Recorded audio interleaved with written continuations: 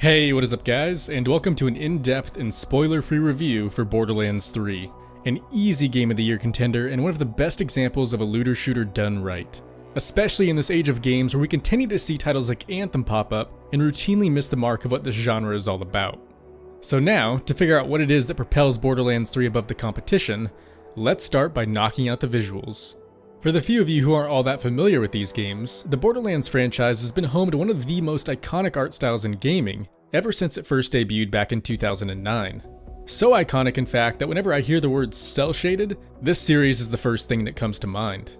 In Borderlands 3, they've managed to maintain that classic cartoonish look and feel, while at the same time, providing a much cleaner visual presentation than the previous games.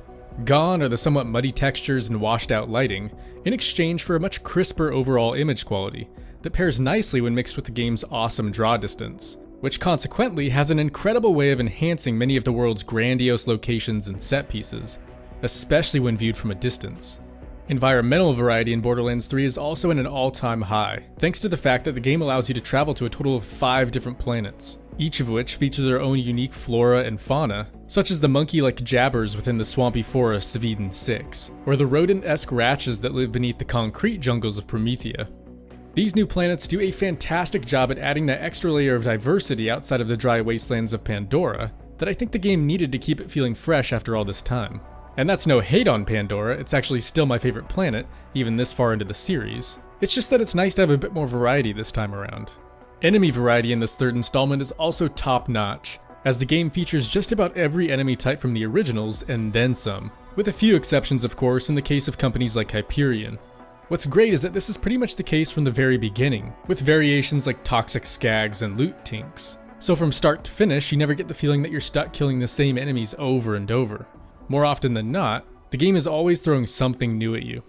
In addition to that, the animation work here is exceptionally well done, especially for characters like Claptrap and even some of the weapons that feature moving parts, which brings a ton of life to the game. And other graphical elements, like the much improved screen space reflections, go an equally long way in terms of making the game feel a bit more modern, while at the same time not overshadowing the hand-drawn look that made it so special to begin with. Moving on to gameplay, we'll go ahead and start with the co-op options, because this game does something a little bit different than Borderlands 1 and 2. When you load up the game for the first time, you'll have the option to choose between cooperation and co-opetition. Co-opetition is essentially your classic Borderlands, where you're forced to fight over loot or decide who gets what ahead of time. Choosing cooperation, on the other hand, will actually instance the loot so that it's separate for each player and implements level balancing, making it far easier for you to play with your friends who might be underleveled.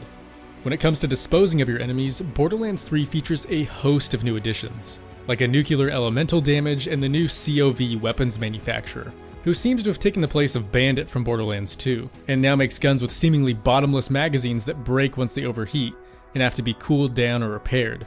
Even many of the existing brands have also had a few quality changes made to them as well, such as Jacobs, whose bullets now ricochet on critical hits, or Tediore, whose guns can be thrown when reloaded for a variety of different effects, like the now famous guns with legs. In general, they've done a superb job at creating a system in which every weapon type feels viable to use in their own unique way. It's really just one of those things that's going to boil down to personal preference in the end. And I think that's when you know you've hit a good balance in a game like this. If you feel like getting a little more outlandish, there are a multitude of crazy one-of-a-kind weapons you can find, like a gun that launches burgers instead of rockets, a pistol that never runs out of ammo, and even a strange contraption made out of sewage pipes that talks from time to time.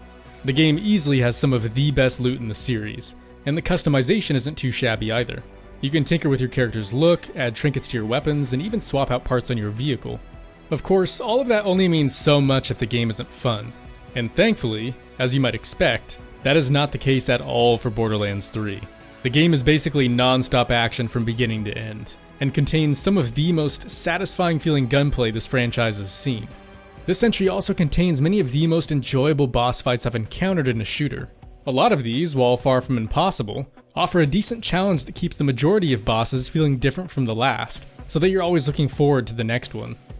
While technically sound for the most part, it should be noted that there are a few bugs that keep this from being a perfect experience gameplay-wise. I can't personally attest to some of the bigger issues simply because I didn't encounter them, but it is still important to bear in mind that some people have reported problems surrounding deleted save files and somewhat poor performance on both consoles and PC. What I can say for certain though is that I did run into my fair share of small bugs, like the minimap disappearing, guns not making noise after fast traveling, and even one of the bosses getting trapped in another dimension after teleporting. Granted, I was able to fix just about all of these by opening up the start menu or reloading a checkpoint, but they were still here nonetheless. My biggest issue with this experience, however, has nothing to do with bugs, but rather an entire zone that you end up encountering around level 35 called the Splinterlands. For some reason, everything that happens there story-wise fits in perfectly chronologically, but all of the enemies and gear you encounter are around 10 levels too low, essentially rendering everything you pick up there completely useless. It may just be a simple mistake or an oversight by the dev team that'll get fixed in the future, but again, it's there now, so I figured I'd point it out. With the gameplay covered though, let's check out the sound. Tanis?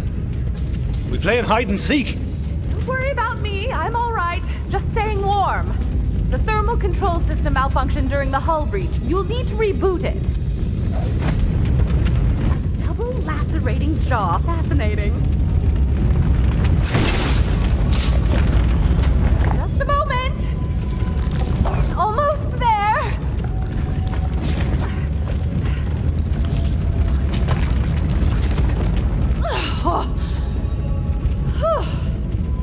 Surprisingly comfortable, you know. Like a fleshy sleeping bag, although I do feel a bit viscous. Thank you for bringing my lab back to a survivable temperature. You should go see if anyone else requires assistance. I will contact you if any other devices require punching.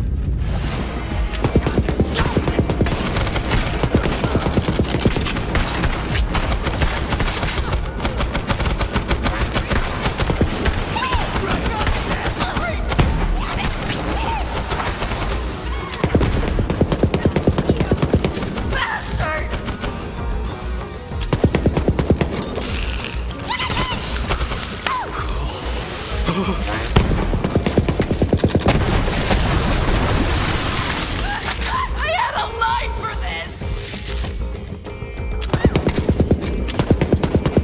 Let's crack on!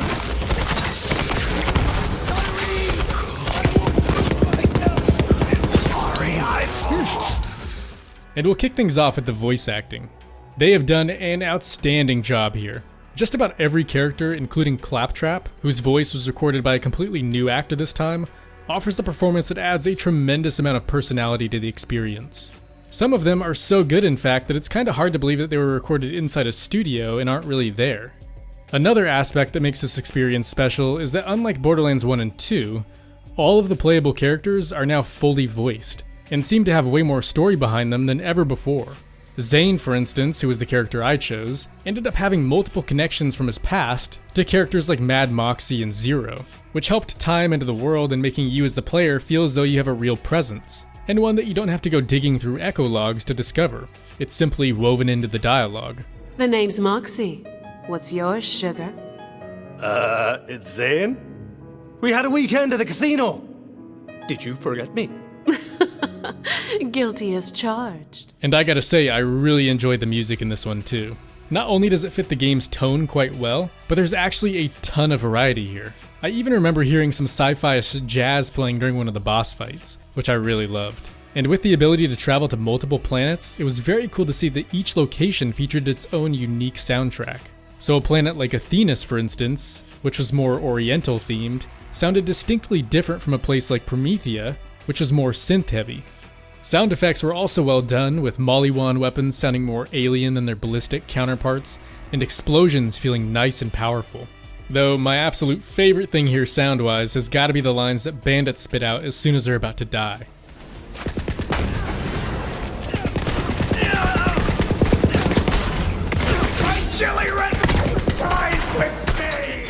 Something about these got me every time, so I'm glad they were here. And finally, with the sound taken care of, and without mentioning any spoilers, let's move on to story. The story in Borderlands 3 takes place a few years after the events of Borderlands 2, and pits you and up to 3 other Vault Hunters against a media-crazed cult known as the Children of the Vault, led by Troy and Tyrene Calypso, as they attempt to take out the Sirens and open the vaults in search of power. Amidst your quest to stop them and open the vaults yourself, you'll get the opportunity to venture to a host of new planets aboard the Sanctuary 3, as you embark on the humor-filled adventure that is Borderlands. There are a plethora of Easter eggs, memes, and plays on things like Lord of the Rings, Tommy Wiseau's The Room, and so much more I'd rather not spoil for you, intertwined within the main story and many of the side quests. The story here easily has as much character as its predecessors, if not even more. In fact, many of the game's side quests end up being just as fun as the main story, thanks to their quirkiness and certain twists that always keep you guessing. Okay now, very, very carefully. Just delicately use the hemo pack. Yep. Okay, that'll do. There's also a massive amount of lore that's been woven into the dialogue, which does a ton for the world building, as you learn about different events that have been going on around the galaxy, like the corporate war between Atlas and Maliwan on Promethea. And I love the fact that while this game can be funny as hell at times, it actually does a surprisingly good job when it comes to executing the more dark and depressing moments, which have a much bigger presence this time around. Listen, I'll be the first to admit that I did not have high hopes for the story whatsoever. I thought the villains would fall flat and ultimately pale in comparison to Handsome Jack. But for the most part, I was wrong. While some may disagree, I thought the game did a marvelous job at making you despise Troy and Tyreen. It is worth mentioning though that this is absolutely one of those games that's going to be 100 times more enjoyable for you if you've already played the previous Borderlands titles. It'll still be fun if you haven't, but you'll no doubt miss out on a few of the references and be somewhat unaware to who many of the returning characters are. With that said though, and with the story now covered, it's time to give this game a final rating. Borderlands 3 is without a doubt one of the best examples of how to do a looter shooter right. Just good old-fashioned fun and kick-ass loot. Basically, everything here feels like an improvement over the originals, and completely stomps out the competition. To be honest, I even felt a little sad once it was all over. Not because I was disappointed, but because I knew I was going to miss these characters. And I think that's part of how you know a game is truly special, which is why I'm dying to give this game a 9 out of 10. Because for the most part, it totally deserves it, and most certainly will in the future once all the bugs and other issues have been taken care of. But since they're still here now, Borderlands 3 is going to have to land at an 8 out of 10 for me. Still an awesome score and currently my game of the year so far. In fact, if you're a fan of Borderlands, I would say this is a definite buy, as there's also a ton of replayability with the other characters and the true Vault Hunter mode once you beat the game. But for those of you still on the fence, there's really no harm in waiting for a few more patches to come out before you decide to jump in. Anyways guys, that's going to do it for this review, so thanks for watching, hopefully you found the video helpful, and as always, I will see you in the next one.